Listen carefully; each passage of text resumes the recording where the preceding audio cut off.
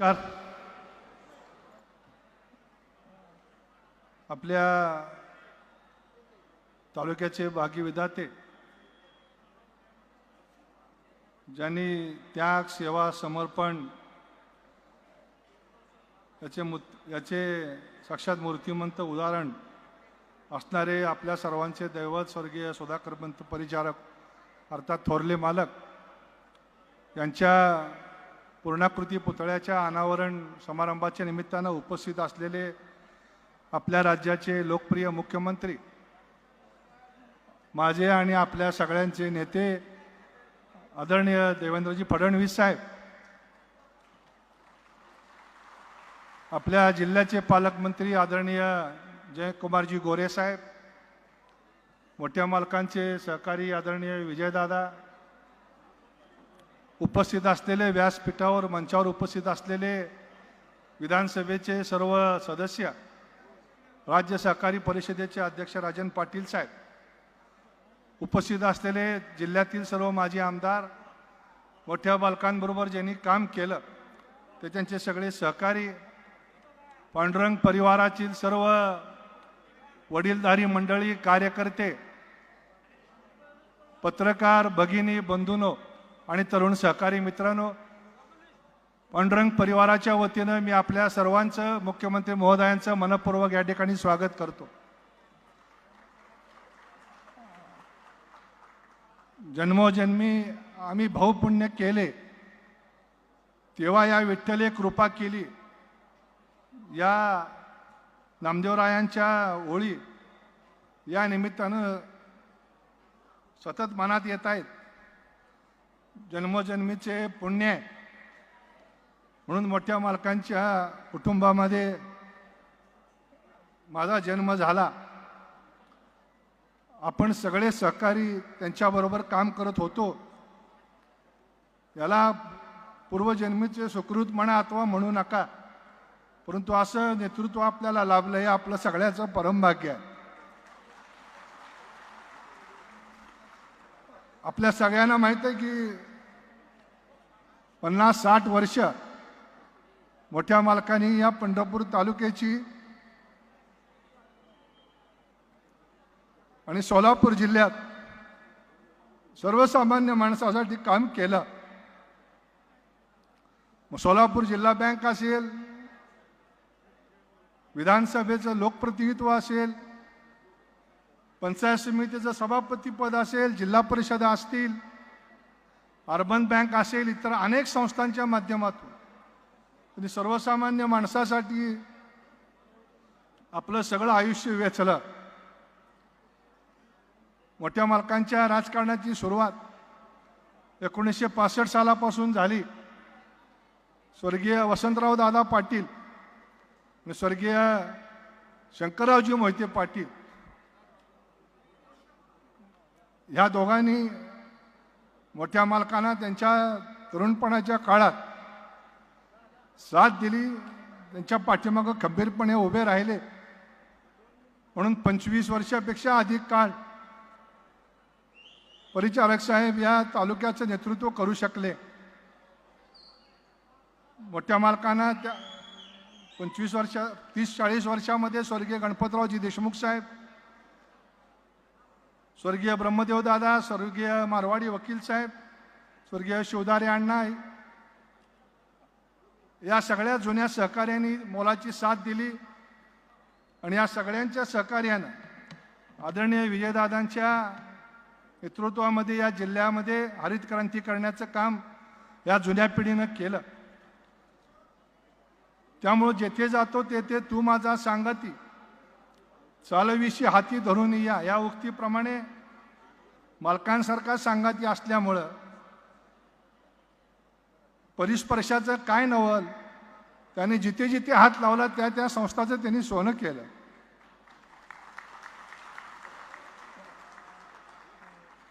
मोठ्या मालकांच्या राजकीय आयुष्यामध्ये अनेक संघर्ष त्यांनी पाहिले. मालक नेहमी सांगायचे की मान सांगावा जगाला आणि अपमान सांगावा मनाला.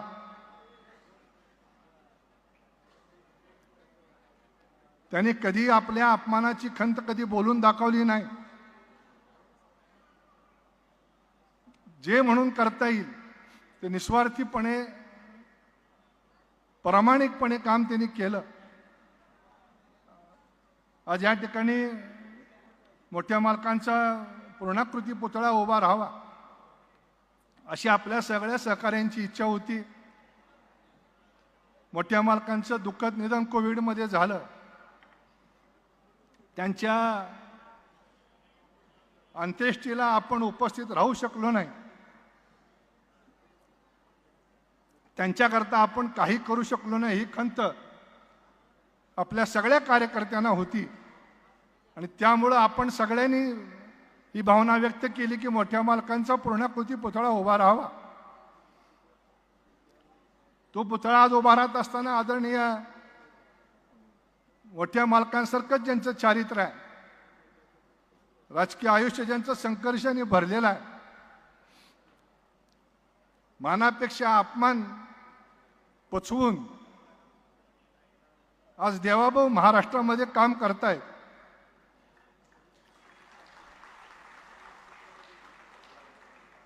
मालकांच्या पुतळ्याच्या अनावरणासाठी याच्यापेक्षा दुसरी योग्य व्यक्ती असू शकत नाही.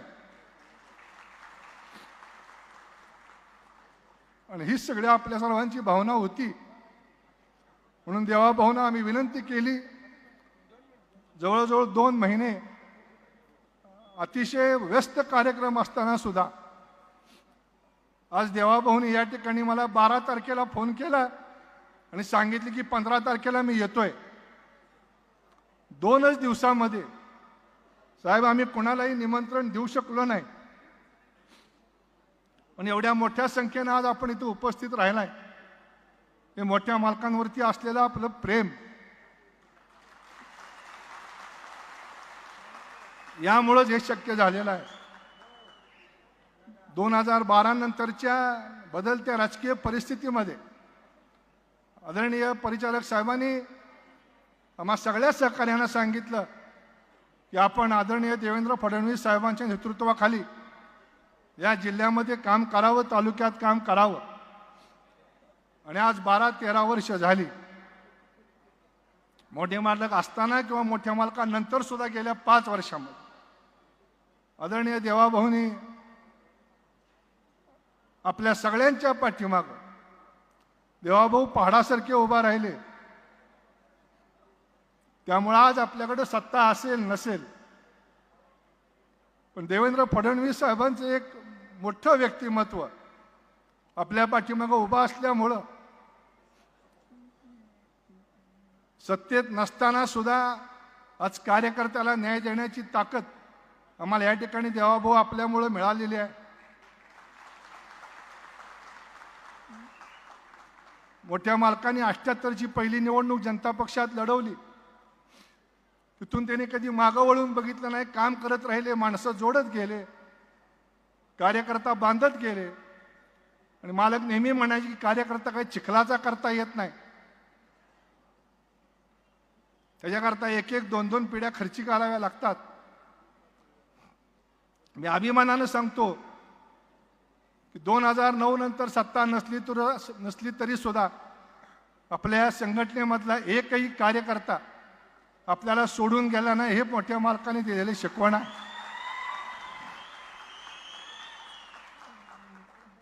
मोठे मालक आयुष्यभर ब्रह्मचारी राहिले.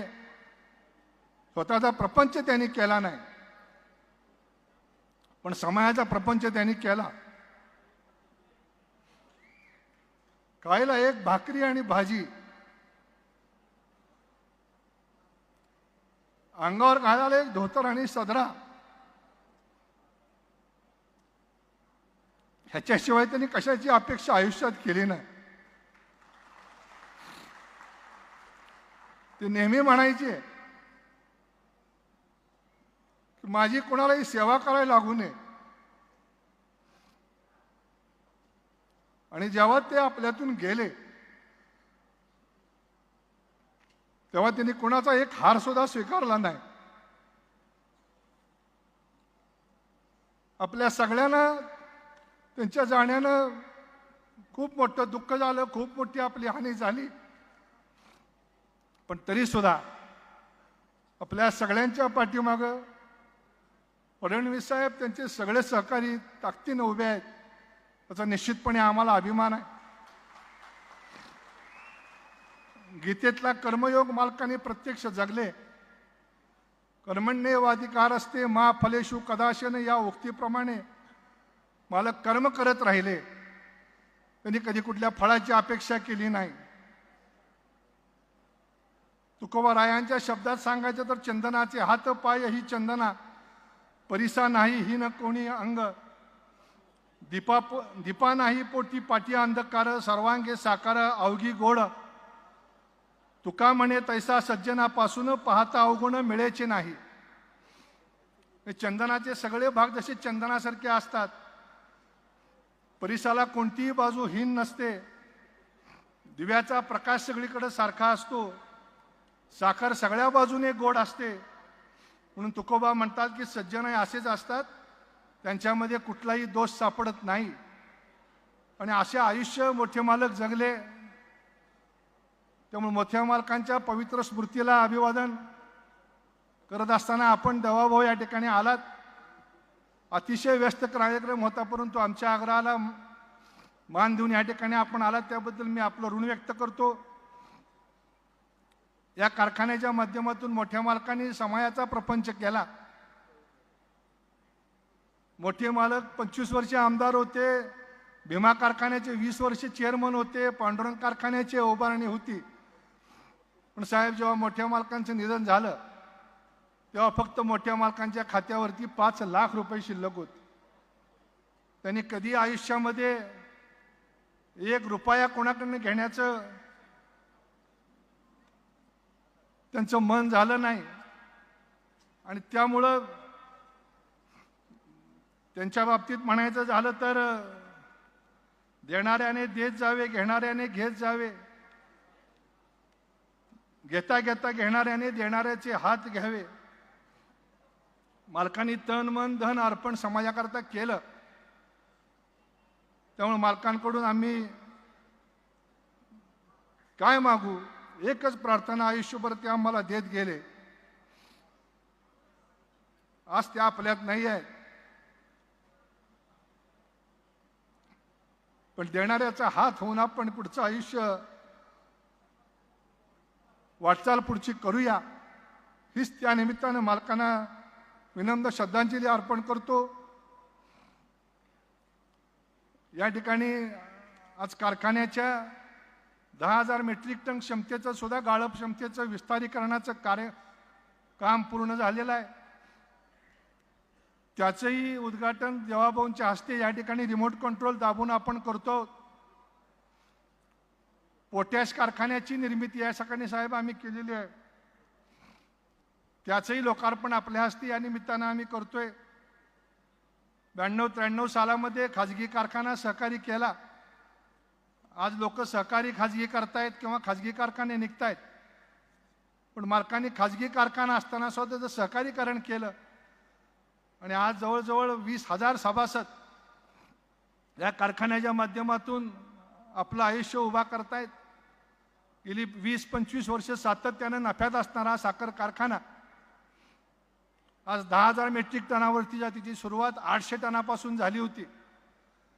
आज 10,000 मेट्रिक टनाचा टप्पा आम्हाला उभा करताना आनंद होतोय. आणि त्याची सुरुवात आपल्या हस्ते होते, याचाही आम्हाला आनंद आहे. साहेब, जास्त काही बोलण्याची मनस्थिती माझी नाही आहे, पण तरीसुद्धा आपल्या व्यस्त कार्यक्रमामधून आपण स्वतःहून फोन केला आणि सांगितले की मी 15 तारखेला येतोय. 2 दिवस आमच्या हातामध्ये होते. आपण इथं आलात, आपलंही स्वागत करतो. त्याचबरोबर पंढरपूर तालुक्यातून आणि आजूबाजूच्या तालुक्यातून आलेल्या सर्व मोठ्या मालकांच्या आणि आमच्या कुटुंबातल्या सगळ्याच ह्या सहकाऱ्यांचं मी मनपूर्वक स्वागत करतो. आपल्या पालकमंत्री जयकुमार गोरे साहेब, ज्येष्ठ नेते आदरणीय विजयदादा, यांनी 30 वर्ष मोठ्या मालकांबरोबर काम केलं. मोठ्या मालकांचे सगळे जुने सहकारी आदरणीय सोपल साहेब असतील, राजन पाटील साहेब असतील, किंवा मोठ्या मालकांबरोबर काम केलेली सगळे आमची तरुण पिढी असेल, मी एका फोनवरनं आज या ठिकाणी सगळे उपस्थित राहिले. मी प्रत्यक्ष आमंत्रण द्यायला येऊ शकलो नाही, पण तरीसुद्धा आपण या ठिकाणी आवर्जून मोठ्या मालकांच्या प्रेमापोटी आलात, त्याबद्दल आपल्या सगळ्यांचं पुन्हा एकदा मनपूर्वक स्वागत करतो. आलेल्या सगळ्या सहकाऱ्यांचं, माता भगिनींचं स्वागत करून मी थांबतो. धन्यवाद. जय हिंद, जय महाराष्ट्र.